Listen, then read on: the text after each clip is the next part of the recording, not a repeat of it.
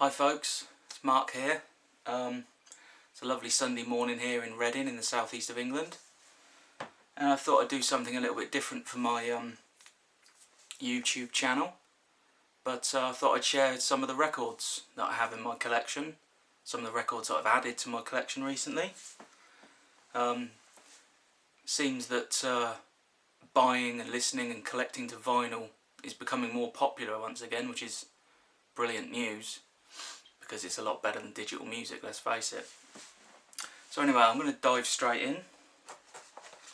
I've been listening to a lot of this guy recently. Hope you can pick that up. Wagner. I'm not a massive fan of classical music or opera, but Wagner is a favourite of mine. The music's just incredibly powerful. This is actually, I'll just open it up. This is actually a 5 LP box set. There's the booklet that comes with it. There's 5 records in this box set. I actually got this from eBay for £4. It was listed. The vinyl was listed as very good plus, using Record Collector magazine. The rating system rather from Record Collector magazine. So, you know, obviously very good plus means there's somewhere there might be some scratches, but doesn't affect the sound quality. I was really surprised when this came, because actually the vinyl is in pretty much mint condition. There's no pops, no hisses. Didn't have to clean it at all. So Wagner, it's his opera Lohengrin. As I said, I don't know much about opera or classical music, but something about Wagner that I really love. It's just really powerful. The next piece, this is a soundtrack from one of my favourite films, a British film called Excalibur. Again, there's a lot of Wagner on here. This is pretty much the reason why I got into Wagner in the first place, because when Excalibur opens, the opening scene, you have Siegfried's funeral march being played. Very powerful, very moving piece of music, and it was this film that really kind of drew me to Wagner, so that's why I listened to him, I guess. Again, another piece of Wagner vinyl. This is from his highlights, rather, from his opera Gotterdammerung, which again includes Siegfried's funeral march, the music from Excalibur. It's a really good, really good record. Second hand. The soundtrack from Excalibur is second hand as well. So all of these so far have been bought from eBay.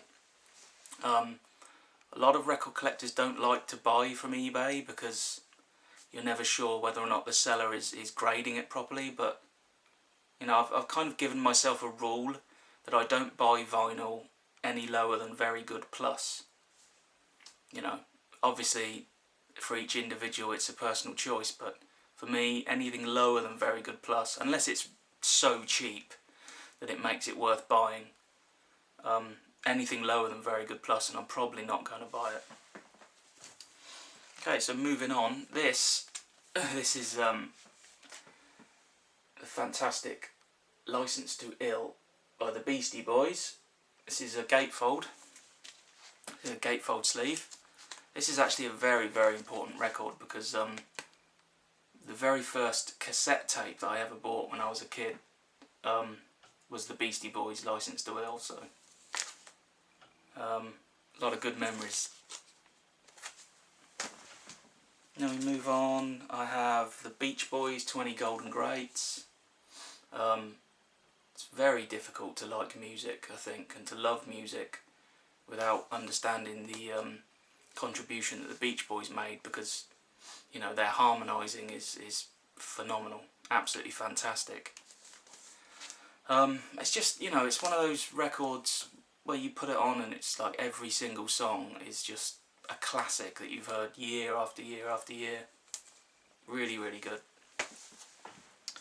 I have The Most of the Animals.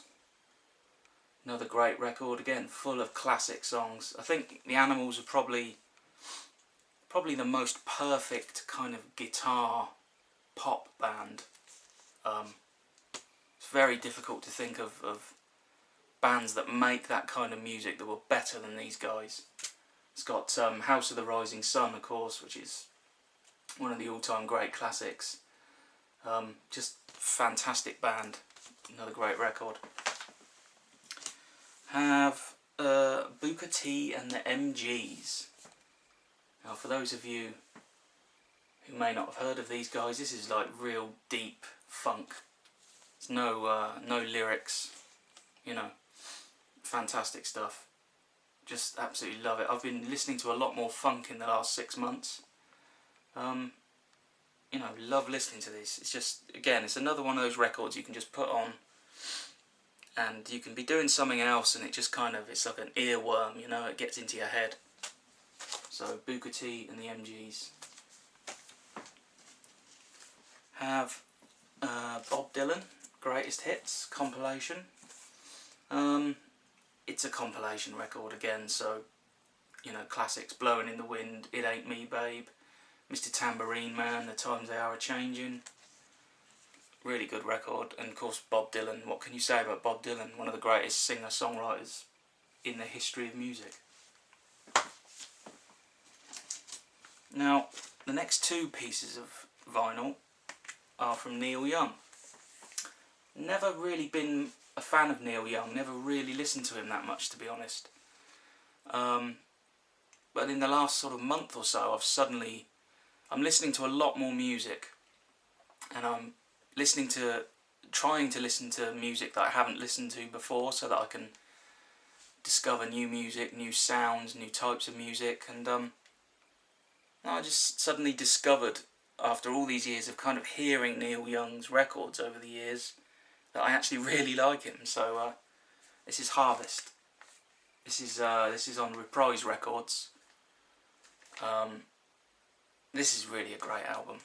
Love this album. The other piece of Neil Young vinyl I've got is After the Goldrush, which again, another great record. I think out of the two, I prefer this one.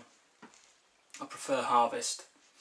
I don't know, just prefer it a little bit more than After the Goldrush. I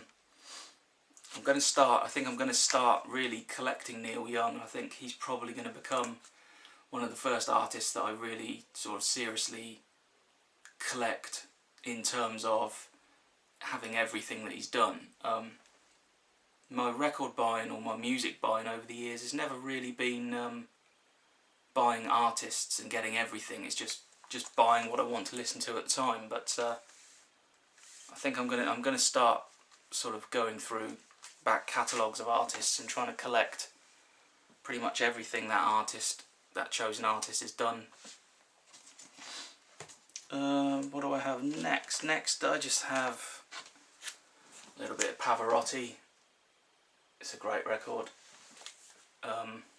Again, as I said earlier about Wagner, not a huge listener of opera, but this is you know, well, it's Luciano Pavarotti. What else can you say about the guy? He's fantastic. Certainly going to start buying more classical and opera because, as I said, you know, I'm expanding what I'm listening to. I'm instead of listening to the same radio station, for instance, I'm sort of changing my radio station, just listening to an hour of maybe a jazz station or an hour of a classical station, just so that I can pick up new music, new sounds that I haven't heard before. Next we have two pieces of vinyl by Simon and Garfunkel. Huge fan. This is Simon and Garfunkel's Greatest Hits. I won't go through the list of songs because it's just, you know, if you like Simon and Garfunkel, you'll know what's on here. Every classic. This is actually a really interesting record because I bought this from a charity shop here in Reading, where I live, and it cost me £1. You know, I went into this charity shop and there's just an old crate of records on the floor and wasn't expecting anything. But yeah, you know, £1, took it out of the sleeve. The vinyl is in absolute perfect condition. There's I think it's the second song. During the second song, there's about 10 seconds of a pop, you know, just as the record turns. Obviously, something on the vinyl. I've cleaned it. I have a really good record cleaning solution, but it hasn't removed it. But, you know, 10 seconds, you know, for each revolution for a record that cost £1. Can't go wrong with that, really. And then I have the absolute classic Simon and Garfunkel album, Bridge Over Troubled Water. You know, fantastic record, fantastic. It's kind of, I find this record slightly odd because Bridge Over Troubled Water is the first song on the album. And I don't know, maybe other people will probably disagree, or some people might agree. It's slightly odd that that song, which is kind of a slow but very powerful song, I find it slightly odd that it's the first song on the album. You know, you would think that there would be some kind of, that would be later in the album perhaps. I don't know, like I said, maybe it's just me. Please leave comments if you agree or disagree. This is Jimi Hendrix. This is a Dutch record, actually. It's a live record. Again, I picked this up off eBay. This was £3.50. This is a great record. I mean, you know, you've got the British National Anthem, Johnny Be Good, All Along the Watchtower, Dolly Dagger, Gloria, which originally was done by Van Morrison, but probably the best version of that song was done by The Doors. Then side 2, you've got Wild Thing, Little Wing, Machine Gun, and the Star Spangled Banner, the American anthem. Jimi, I'm a massive Hendrix fan. Again, you know, Jimi Hendrix, he's another artist that I'm probably going to begin collecting, going back through the back catalogue, the discography, and I'm going to try and collect as much Hendrix as I possibly can. I've been looking on Discogs and Music Stack, and there's a hell of a lot of Hendrix to collect, so it's going to take me a lot of time and a lot of money to do that. And then last today for this video is a little bit of Mozart, a bit of classical music. The reason that I came to this record is because one of my favourite films is Master and Commander, Far Side of the Earth, with Russell Crowe and I forget the name of the guy that played Doctor, Paul Bettany. Is it Paul Bettany? I think it is. If you're watching this video and I've got it wrong, then please correct me by leaving a comment. But there's a scene in Master and Commander where Captain Aubrey and Dr. Maturin begin to play. I think Aubrey, Russell Crowe, is on the violin, and they begin to play a piece of classical music, and as they begin to play it, the film, the scene switches to the ocean, and you see the anchor being dragged through the water as the boat sets sail. And I really loved it, the piece of music that they played. And I was going to buy the soundtrack. In fact, I do own the soundtrack for Master and Commander on CD. But I saw this again on eBay, £2.50. The vinyl was very good plus, so it was at the minimum that I'd buy it.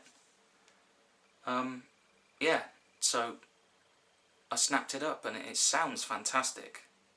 You know, just sounds really great. I cleaned it once, but to be honest, it probably didn't need cleaning. But whenever I buy a second-hand record, my policy is just to automatically clean it straight away, just in case there's anything on it that's going to damage my stylus. So yeah, I came to this via a film, Master and Commander. The same, you know, the same reason that I came to Wagner was from the film Excalibur. I watch a lot of films. I have to say I love films, and I have, come to a lot of music through film. It's a great way of finding new music. There's a lot of great music in films. Okay, so that's some of my records. I've got a lot more, and I'm ordering like tons and tons of records all the time, so no doubt there will be more videos in the future. I hope you enjoyed this one. It's my first time in front of a camera, as you'll see from my other videos on my YouTube channel, so hopefully if I make more videos and I become more confident in front of the camera, hopefully my videos will get better. So anyway, thank you very much for watching. If you've got any comments, please leave them, but I've had some problems with people on my other YouTube videos, the videos about bushcraft and stuff. People come on there and they say, why are you doing this? I hate bushcraft. Well, if you're watching a video that you don't like, just switch it off. You don't really need to leave negative comments on people's YouTube videos saying, I don't like the subject of the video. Why bother? But comments are welcome. If you agree with me about some of the things I've said, or if you disagree, that's fine. Okay, so thanks for watching, guys. I'll see you again soon.